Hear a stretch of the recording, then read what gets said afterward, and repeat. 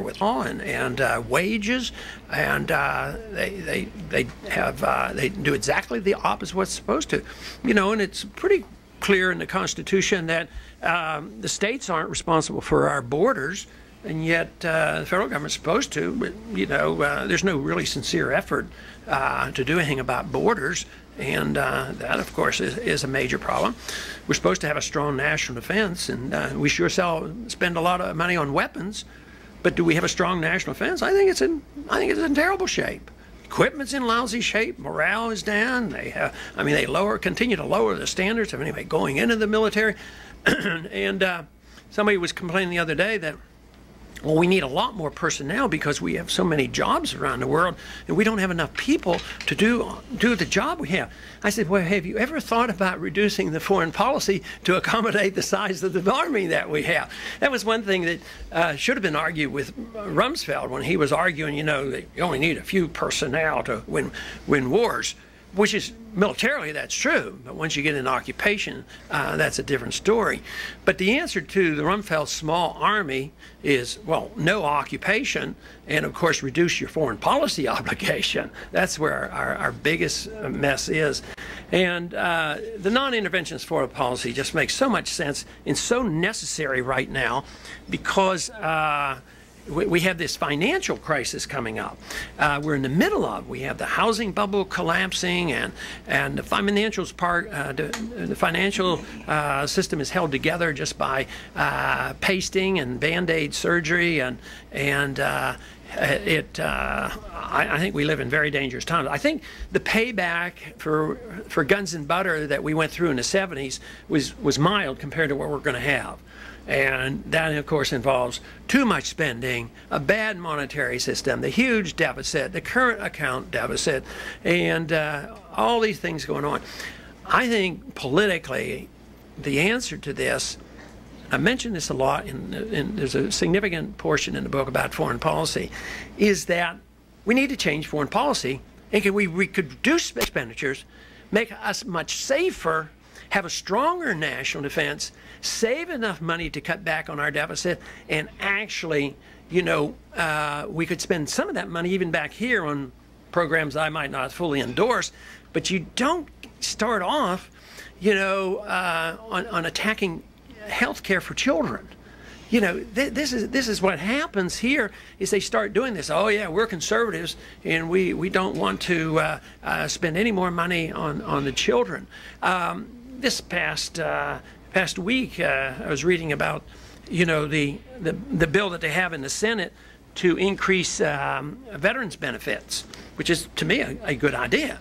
And I would support it, but I would cut the spending someplace else. I mean, right now, we're creating new veterans all the time, and they need a great help, and then they don't want to. Even Senator McCain objected to it. Objected to the fact that we, want to give more help to veterans. But the proper way of giving more help to veterans is making sure we don't send any more veterans home crippled and under these psychiatric problems and head injuries, and save enough money where we can actually take care of the veterans properly. Another example of our responsibility that we don't meet up to. So it's a major problem. I think one of the reasons why we got a lot of attention from a lot of young people, a lot of enthusiasm, a lot of excitement from the book is not so much that anything was brand new, but the realization that has come to the American people today, especially the young people, that the system we have isn't working. We can't continue this forever. They know about the entitlements. They're not interested in paying into Social Security, and I say, well, I'd get you out. I'd save enough money you can get out of Social Security. Get your own medical savings account and be responsible. But I emphasize strongly that it's responsibility of the individual. If you're on your own and you want to run your life as you choose and you want to spend your money as you choose, if you come up short, you can't run to the neighbors through the government and demand some help and assistance. And it's a message of freedom. It's a message that was great for America. It's a message of hope because there's every reason to believe that we can work our way out of this. But in contrast to others who talk about change, believe me, there is a significant difference with what we're talking about versus what you're hearing elsewhere about change. this change is something that I believe when people hear it and endorse it and fully realize the situation that we're in, that they will accept this. My goal is to try to get people to accept the transition gradually and gracefully, cut back, balance budget, and improve things. Quite frankly, I think it's going to be very, very difficult. So what is left? Why would I be involved if I don't think there's much chance that we're going to have a different Congress and a different president and different courts in the next 5 or 10 years? Because I think the crisis is going to hit, and the generation that's coming in and the generation that's involved now will have to make a major decision. And the major decision is, what should the role of government be? The role of government simply ought to be in a free society to preserve liberty. Thank you very much.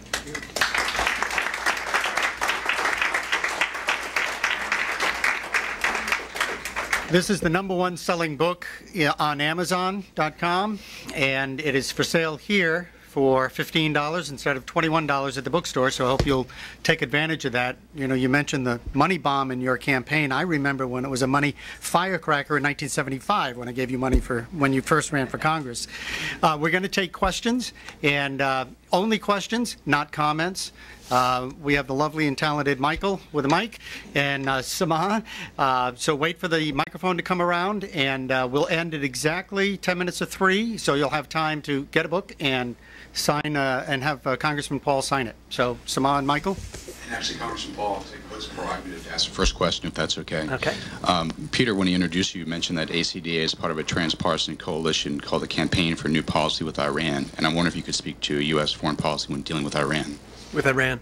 Well, I apply the principles to Iran like every other country. We should be talking to people, we should be trading with people, we should be open, and we shouldn't be intimidating, we shouldn't be threatening, and we shouldn't be putting on sanctions on countries, because sanctions are like it's interference in trade. That's an act of war in many ways. That's what the first thing you do in war is you cut off the trade.